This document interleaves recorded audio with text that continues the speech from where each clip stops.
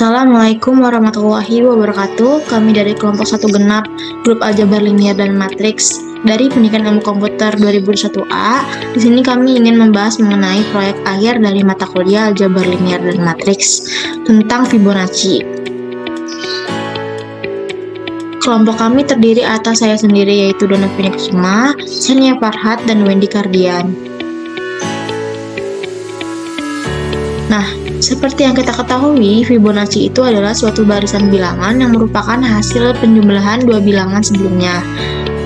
Bilangan Fibonacci sendiri diperkenalkan pertama kali oleh Leonardo da Pisa atau yang lebih dikenal dengan Fibonacci pada abad ke-13 atau pada tahun 1202 yang membahas mengenai populasi kelinci. Nah, contoh penerapan bilangan Fibonacci yang dikemukakan oleh Leonardo da Pisa ini, contohnya yaitu misalkan mula-mula ada sepasang kelinci, yaitu jantan dan betina yang baru lahir. Setiap bulan, kelinci-kelinci yang sudah berumur 2 bulan akan beranak 2 ekor kelinci atau sepasang, yaitu jantan dan betina. Nah, carilah banyaknya kelinci setelah 12 bulan. Nah, di sini ada penyelesaiannya. Misalnya pada bulan ke-0 terdapat satu pasang kelinci, yaitu sebut saja pasangan A. Nah, pada bulan ke-1 ini tetap masih ada satu pasang kelinci, yaitu pasangan A. Karena belum cukup umur untuk beranak, karena baru beranak lagi seperti tadi jika sudah berumur 2 bulan. Nah, pada bulan kedua ini pasangan A mempunyai sepasang anak lagi, yaitu sebut saja pasangan B. Jadi totalnya yaitu ada 2 pasang kelinci. Nah, pada bulan ketiga ini pasangan A mempunyai anak lagi, sebut saja pasangan C, tetapi pasangan B belum mempunyai anak karena belum cukup umur. Jadi totalnya yaitu ada 3 pasang kelinci. Nah, pada bulan keempat ini pasangan A mempunyai sepasang anak lagi, yaitu sebut saja pasangan D. Pasangan B juga mempunyai sepasang anak lagi, sebut saja pasangan E. Nah, jadi totalnya yaitu ada 5 pasang anak kelinci. Nah, seterusnya sampai kelinci-kelinci tersebut melahirkan sepasang anak. Nah, di sini ada contohnya, yaitu X1 sama dengan 1, X2 sama dengan 1, X3 sama dengan 2, X4 sama dengan 3, X5 sama dengan 5. Nah, untuk menyelesaikan barisan ini, pertama tentukan suku ke N sebagai jumlah dari 2 suku sebelumnya. Nah, caranya itu bisa menggunakan rumus ini, yaitu Xn sama dengan Xn-1, Xn-2 sama dengan X1 sama dengan 1 dan X2 sama dengan 1. Maksudnya ini kan seperti tadi yang dibicarakan, Fibonacci itu kan penjumlahan 2 bilangan sebelumnya. Jadi X1-nya sama dengan 1 dan X2-nya sama dengan 1. Jadi untuk suku ketiganya penjumlahan antara X1 dan X2, di mana X1 dan X2-nya ini sama dengan 1 plus 1. Jadi suku ketiganya yaitu 2. Nah, begitu juga dengan suku keempatnya, yaitu suku keempatnya penjumlahan antara X2 dan X3, di mana 2 plus 1 sama dengan 3 dan seterusnya. Nah, rumus tersebut ini dikatakan rekursif karena sejumlah N-1 suku pertama harus dihitung sebelum suku ke N dapat dihitung. Nah, di sini ada contoh soal. Yang pertama ada hitunglah 10 suku pertama dari barisan Fibonacci. Nah, barisan Fibonacci ini kan X1 sama dengan 1 dan X2 sama dengan 1, dimana bisa menggunakan rumus ini yang tadi. Xn sama dengan Xn-1 ditambah Xn-2 sama dengan X1 sama dengan 1 dan X2 sama dengan 1. Berarti X3-nya penjumlahan antara 2 bilangan sebelumnya, yaitu X1 tambah X2 sama dengan 1 tambah 1 sama dengan 2. Begitu juga dengan X4-nya, yaitu penjumlahan 2 bilangan sebelumnya, yaitu penjumlahan antara X2 ditambah X3, di mana X2-nya sama dengan 1 dan X3-nya sama dengan 2. Jadi hasilnya 3 dan seterusnya sampai suku ke-10 gitu, atau X10. Nah, di sini ada contoh soal kedua, yaitu menghitung barisan Fibonacci menggunakan matriks. Nah, di sini itu terdapat rumus matriks formulasi ya, yaitu A pangkat n-2 dikali x1 x2, di mana x1 x2 nya ini sama dengan 1. Nah, dan A-nya ini merupakan rumus yang biasa digunakan untuk menghitung barisan Fibonacci, yaitu yang berisi yaitu 1, 1, 1, dan 0. Nah, di sini misalkan untuk nilai n3 berarti A pangkat 3 min 2 dikali x1 x2. x1 x2 nya ini sama dengan 1, 1, dan n3 dikurang 2 1 kan, berarti A pangkat 1, dimana A nya ini menggunakan rumus yang tadi. Ini rumus yang bisa digunakan untuk menghitung barisan Fibonacci, yaitu 1, 1, 1, 0. Nah, jadi 1, 1, 0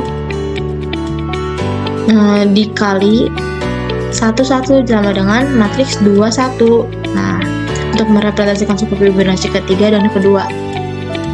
Nah, selanjutnya ada untuk nilai keempat, untuk nilai n4 sama kayak tadi, berarti A pangkat n-2 sama dengan A pangkat n-2 dikali x1 x2, berarti 4 dikurang 2 sama dengan 2, berarti A pangkat 2 x1 x2. Nah, A nya ini menggunakan rumus ini x1 1, 1, 0 pangkatin 2 dikali x1 x2, dimana x1 x2 nya ini sama dengan 1 dan 1. Nah, lalu 1, 1, 1, 0 ini dipangkatin 2, jadi hasilnya 2, 1, 1, 1. Berarti 2, 1, 1, 1 dikali 1, 1, dan hasilnya 3, matriks 3 sama 2 gitu. Nah, untuk merepresentasikan suku Fibonacci keempat dan ketiga. Nah, untuk nilai n sama dengan 5 itu sama juga, berarti A pangkat n-2 sama dikali x1 x2, berarti n-nya 5, 5 kurang 2 sama dengan 3, berarti A pangkat 3 dikali x1 x2. Nah, A-nya ini 1, 1, 1, 0 sama kayak tadi, terus dipangkatin 3 dikali x1 x2. x1 x2 ini sama tetap 1, 1. Nah, lalu 1, 1, 1, 0 ini dipangkatin 3, jadi hasilnya 3, 2, 2, 1. Terus 3, 2, 2, 1 ini dikali 1 tambah 1, jadi hasilnya matriks 5 dan 3. Nah, untuk merepresentasikan suku Fibonacci ke-5 dan ke-4 ini, nah, selanjutnya ada sama kayak tadi, untuk n sama dengan 6, berarti A pangkat n kurang 2, berarti n-nya 6, 6 kurang 2 sama dengan 4, berarti A kurang 4, A kurang 4, A kurang 2 sama dengan 4 dikali x1 x2, dimana A-nya itu sama kayak tadi, 1, 1, 1, 0 dipangkatin 4 dikali x1 x2, x1 x2 ini sama 1, 1, berarti 1, 1, 1, 0 dipangkatin 4, berapa hasilnya? Jadi hasilnya 5, 3, 3, 2 dikali 1, 1, jadi matriks 8 sama 5 untuk merepresentasikan suku Fibonacci ke-6 dan ke-5.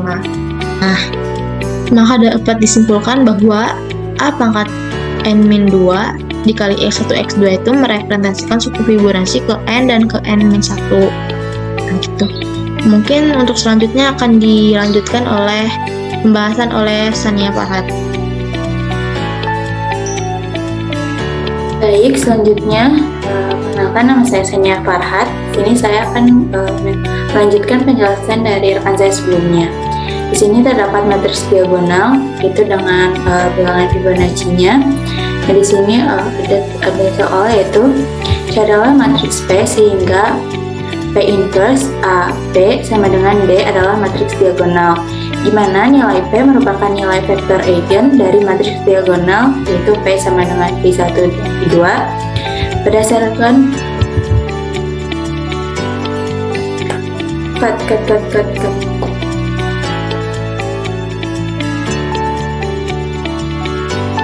Oke, salah bentar.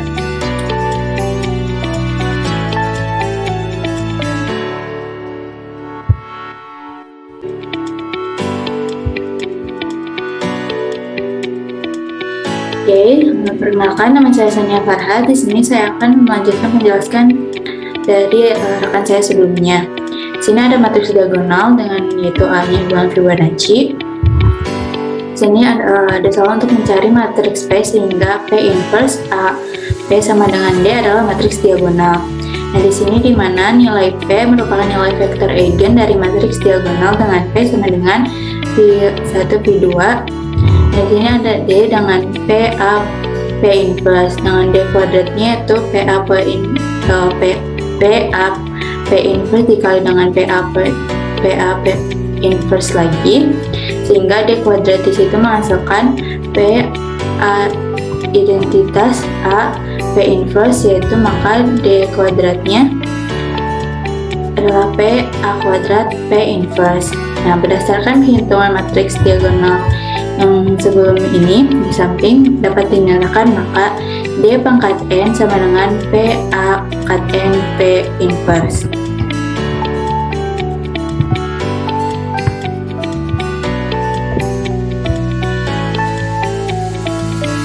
Nah, di sini ada untuk rumus untuk mencari nilai eigen, yaitu lambda identitas dikurangi A.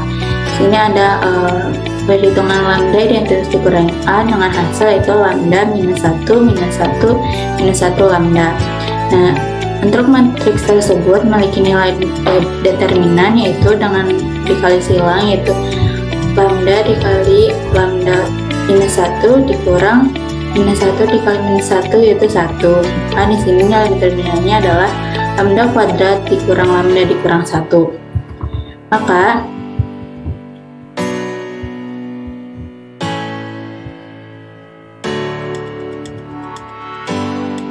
Maka nilai eigennya dengan memfaktorkan, yaitu memfaktorkan akarnya, yaitu lambda satunya peroleh 1 minus akar 5 per 2 dan lambda 2 nya adalah 1 plus akar 5 per 2.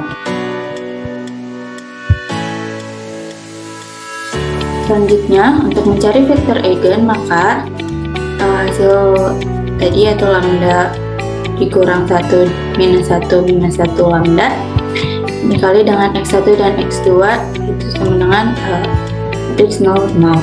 Nah, untuk lambdanya kita masukkan hasil dari lambda 1 dan lambda 2 yang tadi, dengan kita di sini untuk lambda satunya itu kita masukkan 1 minus 5 per 2 dikurang 1 minus 1 minus 1 dikurang 5 per 2 dikali dengan X1 dan X2 itu sama dengan 0. Maka X1 X2 nya yaitu 1 dikurang akar 5 per 2 1 dengan 1 dikurang akar 5 tersebut adalah lambda 1, maka hasilnya lambda 1 1.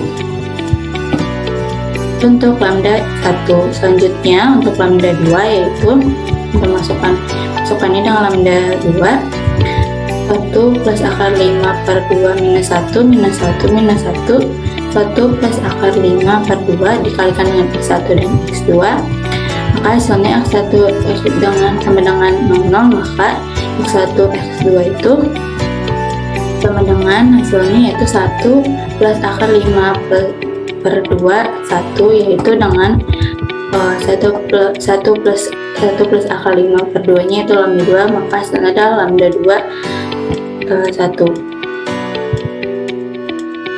Selanjutnya, nah maka sehingga nilai P nya yaitu adalah karena lambda 1 1 lambda 2 2, atau lambda satunya tadi ada 1 plus akar 5 per 2 dan lambda 2 nya 1 kurang akar 5 per 2. Nah, setelah menemukan P, maka cari nilai inverse P agar dapat dicari nilai D nya.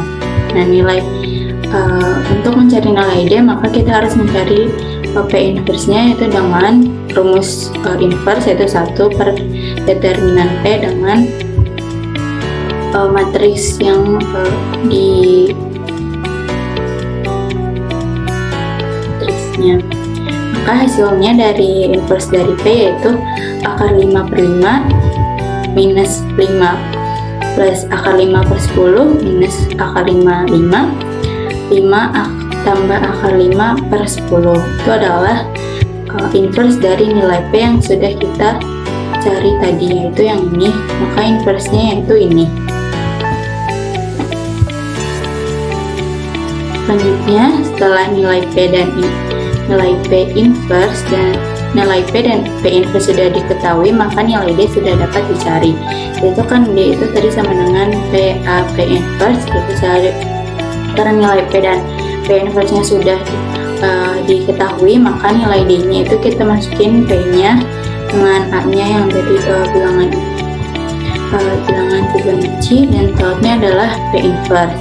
Dari perhitungan PA dan P inverse diperoleh nilai D yaitu 1 tambah akar 5 dikurang per 2 0, 1 kurang akar 5 per 2. Itu nilai D-nya dengan sudah diketahui nilai P dan P inverse-nya. Nah, setelah diperoleh matriks D, maka kita mencari yaitu PD P inverse dengan dikali 1 X1 X2 dengan X1-nya itu 1, X2-nya yaitu juga 1. Nah, tadi matriks P-nya kita peroleh yaitu 1 plus akar 5 per 2, 1 minus akar 5 per 2, 1, 1. Nah, D-nya setelah kita cari dengan P, kita P P inverse, maka diperoleh ini dan P inverse ini. Nah, untuk X1 dan X2-nya 1, maka dikali dengan 1, 1, maka ini hasilnya adalah 1, 1. Nah, ini merepresentasikan barisan Fibonacci kedua dan 1. Nah, untuk P D kuadrat P inverse yang D kuadratnya, kita D-nya itu kita kuadratkan dan kita kalikan X2-nya dengan 1, 1 dengan yaitu hasil 2, 1. Nah, ini merepresentasikan barisan Fibonacci ketiga dan 2. Nah, selanjutnya itu pangkat 3-nya, maka D-nya kita pangkatkan 3, maka hasilnya 3, 2. Nah, ini adalah merepresentasikan barisan Fibonacci keempat dan ketiga. Dan ini akan terus berlanjut sesuai dengan pangkatnya, yaitu dengan rumusnya adalah P, D, N. N-nya gitu. Jadi kita mencari barisan Fibonacci berapa, P inverse dan X1, X2-nya itu 1. Nah, di sini ada untuk mencari deret Fibonacci ke 100, maka dengan formulasi yang sama, yaitu tadi yang P, D pangkatkan P inverse X1 kali X2, maka di sini untuk mencari Fibonacci ke 100, maka N-nya kita ganti dengan 100, yaitu P-nya yang sudah kita cari, D-nya kita sudah dapatkan, yaitu dipangkatkan 100 karena kita akan mencari deret Fibonacci ke 100, dan untuk inverse dari P dan dikali X1 dan X2 yaitu dengan dikali 1, maka diperoleh dari Fibonacci ke 100 yaitu hasilnya ini. Hasilnya bilangan ini. Selanjutnya, kalau untuk suku barisan Fibonacci ke 200, maka D-nya kita cari,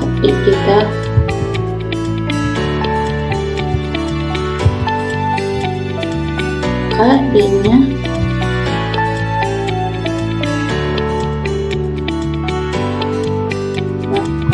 perhitungan dari Fibonacci ke 100 ini menggunakan kode program yang akan dijelaskan di nomor F.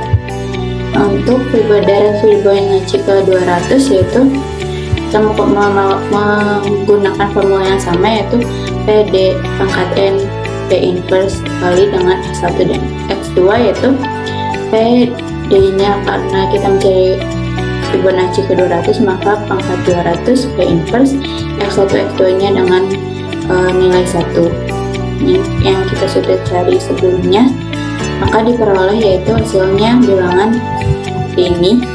Nah, perhitungan di sini menggunakan kode program yang akan dijelaskan dengan di nomor F, yaitu akan dijelaskan dengan di sini menggunakan ada program nomor F yang akan dijelaskan oleh rekan saya.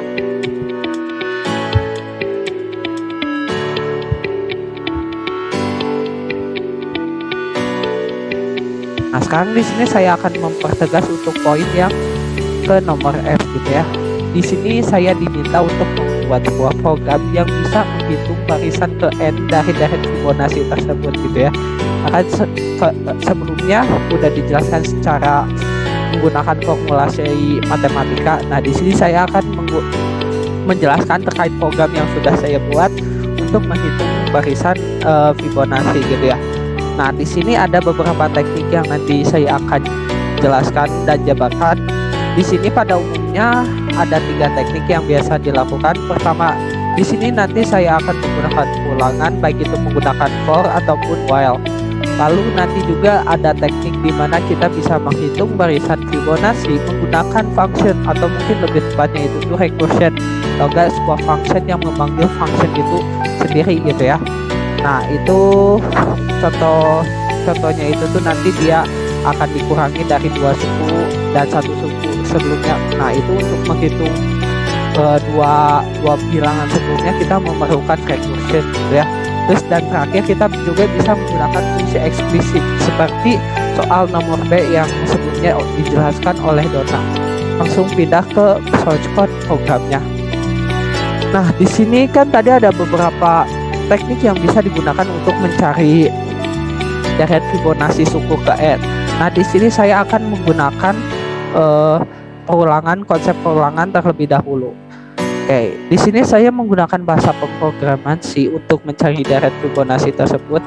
Nah, di sini saya akan deklarasikan sebuah fungsi utama yang saya kasih nama inMain karena dia bakal pertama kali dieksekusi oleh program C-nya tersebut gitu.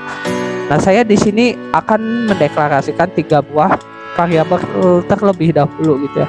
Pertama, A itu tuh variabel yang untuk menampung suku pertamanya, B itu tuh suku keduanya, dan C itu tuh nanti suku ketiga yang terbaru yang paling ujungnya. Nah, nanti di sini perulangannya di sini adalah dia bakal melakukan penukaran antara sebuah variabel yang ada di A nanti akan dipindahkan ke B, yang di B nanti dia bakal dipindahkan di C. Nah, nanti juga di sini saya deklarasikan sebuah Fibonacci, sebuah variabel yang namanya itu tuh I dengan initial value adalah 3. Oke, kenapa 3? Karena kan untuk deret Fibonacci dia awalnya itu tuh udah mutlak bahwa deret pertama dan deret kedua itu tuh nilainya itu tuh 1, 1. Cuman kesananya dia mengikuti berdasarkan 2 buah bilangan sebelumnya. Contohnya karena bilangan pertamanya 1, bilangan keduanya 1, maka untuk bilangan ketiganya kita harus mengetahui terlebih dahulu 2 bilangan sebelumnya.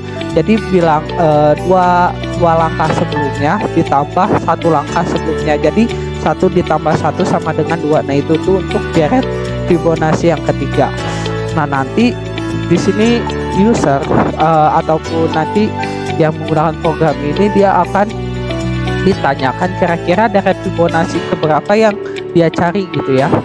Nah, nanti dia bakal ditampilkan deret Fibonacci yang pertama itu tuh nilai A dan B, karena A dan B itu tuh kan suku pertama dan suku kedua, di mana nilainya itu tuh mutlak selalu 1 gitu. Jadi tidak mungkin berubah. Nah, cuman di sini nanti dia akan terjadi perulangan, di mana perulangannya di sini kita mulai dari 3 sampai dengan total deret Fibonacci yang user minta itu tuh berapa. Contohnya saya di sini pengen meminta deret Fibonacci-nya itu tuh sampai 20, berarti nanti dia akan menampilkan deret Fibonacci dari 1 sampai 20. Nah, di sini untuk proses Fibonacci-nya itu tuh terjadi dalam looping di sini gitu ya. Kayak pertama, dia kan variabel C di sini tuh sebelumnya tujuannya untuk menampung bilangan Fibonacci selanjutnya gitu ya, dimana C-nya di sini itu kan Fibonacci itu tuh untuk bilangan selanjutnya itu tuh diperoleh dari 2 bilangan sebelumnya gitu ya. Contohnya untuk bilangan yang deret ketiga gitu ya, kan dia C-nya masih undefined atau masih kosong.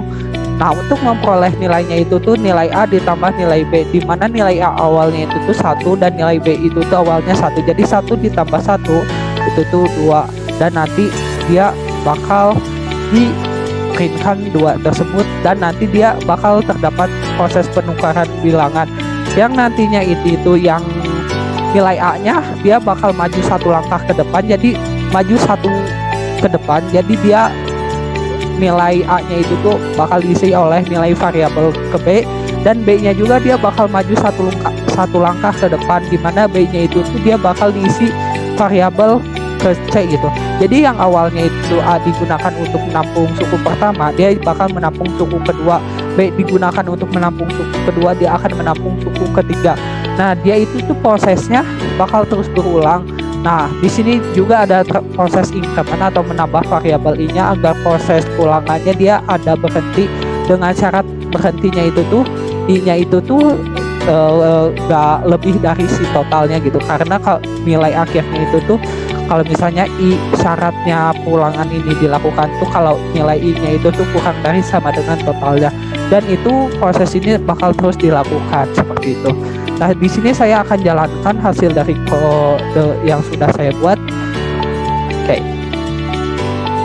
Nah, di sini dia diminta berapa kira-kira deret Fibonacci yang akan dibuat itu. Saya di sini minta 20. Oke. Nah, di sini maka untuk deret Fibonacci ke-20 adalah 6765.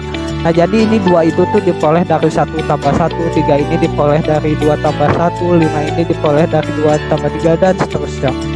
Ini untuk yang menggunakan pulangan. Lalu selanjutnya ini menggunakan rekursi atau recursion. Oke, menggunakan rekursif, fungsi rekursif.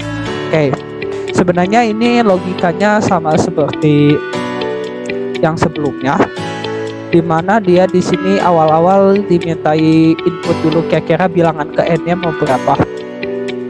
Oke, nah nanti dia bakal di sini bakal terjadi proses pengulangan sebanyak input yang dimasukkan oleh user. Contohnya dia bakal, kalau misalnya user menginputkan 10, berarti dia bakal mengulangi prosesnya itu tuh sebanyak 10 kali.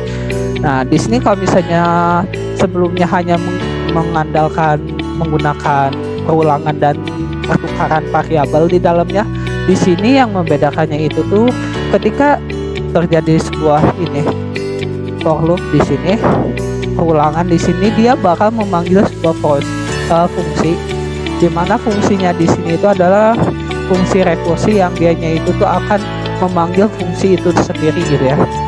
Oke, jadi karena untuk barisan 1 dan 2 dia 1 dan 2 dari deret Fibonacci tersebut sudah mutlak 1, jadi dia akan return 1. Jadi selain barisan deret 1 dan 2 itu tuh dia bakal merekursi ke function tersebut sampai nilai berhentinya itu tuh adalah si fungsinya itu tuh 1 atau enggak 0 gitu ya.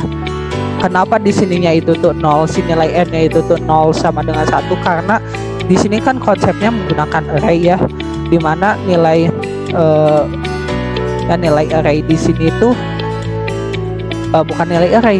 Di sini kan saya starting value-nya dari 0. Ya udah, jadi karena start value-nya itu tuh dari 0, jadi saya dimulainya di sini untuk nilai n 0 dan n1 yang penting. Berarti kalau misalnya 0 itu tuh merepresentasikan baris ke-1, 1 itu tuh merepresentasikan baris kedua. Tapi intinya sama aja. Nah, cuman di sini itu tuh menggunakan rekursi, di mana dia akan merekursi function tersebut tapi mengurangi jumlah n-nya sampai n-nya itu tuh 0 atau enggak 1 gitu. Kenapa dikurangi 1 dan dikurangi 2? Karena kan seperti yang sudah saya jelaskan sebelumnya bahwa rekursi bahwa Fibonacci di sini itu adalah jumlah dari 2 bilangan sebelumnya gitu ya. Jadi saya perlu data dari 2 bilangan sebelumnya seperti ini. Nah, nanti dia bakal terus manggil sampai si nilai n-nya itu tuh sama dengan 1 atau enggak dia habis. Nah, and then selanjutnya saya bakal jalankan.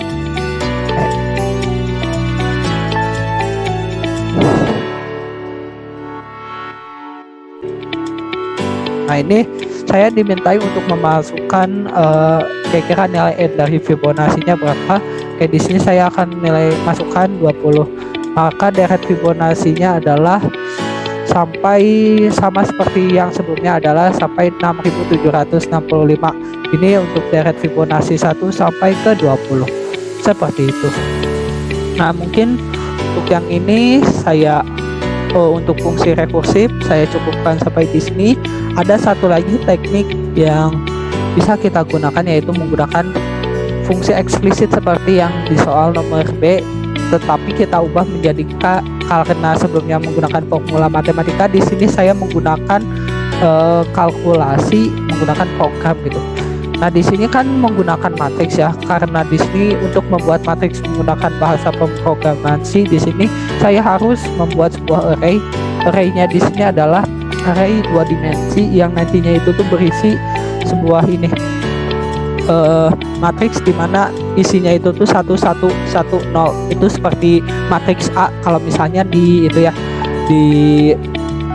kalau di yang soal yang tadi dijelaskan, karena emang defaultnya itu tuh adalah 1 1 dan 0. Nah, sama seperti di sini kita juga masih perlu menggunakan ulangan. Kira-kira berapa banyak deret Fibonacci yang nantinya akan dibuat gitu ya. Dia bakal berhenti ulangannya itu tuh apabila si nilai n-nya itu tuh sama dengan 0. Pertama kan ini kita harus deklarasikan matriks A-nya terlebih dahulu. Nah, nanti dia bakal memanggil fungsi yang namanya itu tuh power. Fungsi prosedur power di sini itu adalah dia menerima 2 buah parameter. Yang pertama di sini adalah matriks A-nya dan nilai n-nya di sini adalah jumlah deret Fibonacci yang berapa sih yang nantinya bakal kita buat gitu ya. Contohnya di sini kalau misalnya 20.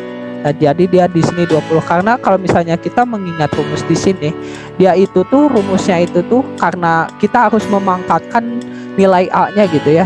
Nilai A-nya itu tuh dipangkatkan dari n dikurangi 2. Misalnya kalau misalnya A-nya itu kita mencari deret ke 20 gitu ya, berarti 20-nya dikurangi 2. Nah, nanti dia bakal jadi si matriks 1 1 1 0 ini tuh kita perlu pangkatkan sebanyak 18 kali gitu ya.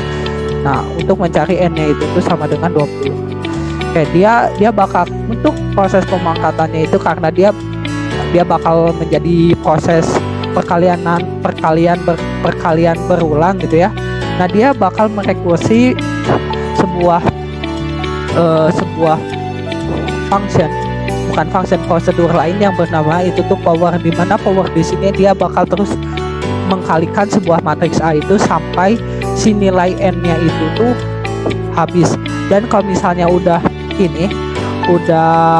selesai perkaliannya, dia nanti bakal dikalikan dengan matriks yang sebelumnya. Karena kan jika dilihat di sini adalah matriks sebelumnya, di sini yang dimaksud di sini adalah matriks X1 dan X2. Dan dia bakal terus melakukan proses recursion sampai dia di sini proses perkaliannya selesai gitu. Di sini ada satu lagi sebuah prosedur yang namanya itu tuh multiply atau enggak buat perkalian matriksnya, dimana dia nanti ini tuh buat nanti mangkatin dari matriksnya tersebut. Nah, di sini ada proses perkalian matriks seperti pada umumnya perkalian matriks.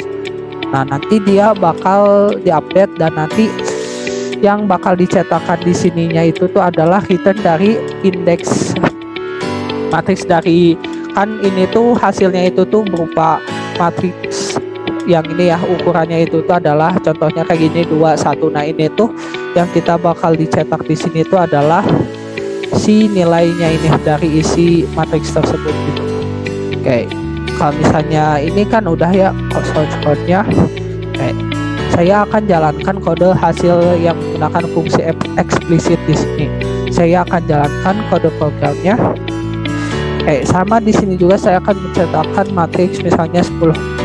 Maka 10 itu tuh adalah 55. Kalau misalnya 20 sama ya tadi 6765 tuh saya cari lagi misalnya 30. Oke. Nah, tadi kan berdasarkan soal nomor dia diminta untuk mencari deret Fibonacci ke 100 dan ke 200. Nah, karena kan dia kalau misalnya menggunakan fungsi eksplisit, berarti dia harus memangkatkannya matriks 1110 ini itu menjadi 98 dan 198. Dia proses kalkulasinya sangat lama karena mengkalikan matriks yang sama secara berulang gitu. Jadi untuk mencari angka yang biar lebih cepat gitu ya, biar bisa menggunakan kode program yang sudah dibuat. Contohnya di sini 100. Di sini kayak di sini yang ini kayak Fibonacci yang ini kita menggunakan suatu programnya ini karena di sini perkalian matriksnya terlalu panjang. Oke, di sini mungkin yang agak lebih simpel. Oke, mungkin di sini saya akan mencari deret Fibonacci sampai 100. Nah, karena dia itu tuh prosesnya terlalu lama, jadi dia memakan waktu memori di komputernya juga cukup lama karena proses perkaliannya dan rekursinya di sini juga cukup panjang. Nah, nanti tunggu sampai si komputernya memiliki waktu yang pas untuk menghitung ini semua. Jadi yang membedakan algoritmanya yang membedakan hasil dari ini itu kan sebenarnya sama aja ya. Tadi ketika kita coba itu tuh 20, ketika deret n ke n nya itu tuh 20, semuanya menghasilkan angka yang sama gitu. Cuman yang di sini itu yang membedakannya itu tuh adalah efektivitas waktunya, dan karena di sini mungkin angka yang diperolehnya juga sangat panjang, yang belum tentu untuk komputer sendiri pun ya mungkin agak sedikit sulit untuk menghitungnya. Ya mungkin di sini saya akan menghitung 100. Nah, dia 100 juga, dia tetap untuk proses pencarian angkanya masih tetap lama karena angka yang itunya cukup panjang. Di sini ya mungkin yang Fibonacci ya. Kita menggunakan ulangan untuk mencari deret Fibonacci ke 100. Nah, dia sampai di sini nih angkanya. Karena dia kayaknya sepertinya integer, tidak ada tipe data integer di sini tidak mampu menyimpan data sampai sebanyak ini, memerlukan tipe data yang lain untuk menghitung itu semua. Oke, mungkin seperti itu untuk yang source code menggunakan untuk mencari deret Fibonacci menggunakan source code menggunakan bahasa C. Oke, tadi jika kita review ulang bisa menggunakan 3 teknik, bisa menggunakan ulangan, recursion, dan menggunakan rumus eksplisit. Oke, mungkin sekian untuk yang ini, yang F. Nah, sekian dari presentasi kami dari kelompok 1. Nah, di sini saya mengucapkan terima kasih karena sudah menonton video kami. Nah, mohon maaf apabila terdapat kesalahan ketika kami menyampaikan materi. Semoga materinya bermanfaat. Terima kasih. Wassalamualaikum warahmatullahi wabarakatuh.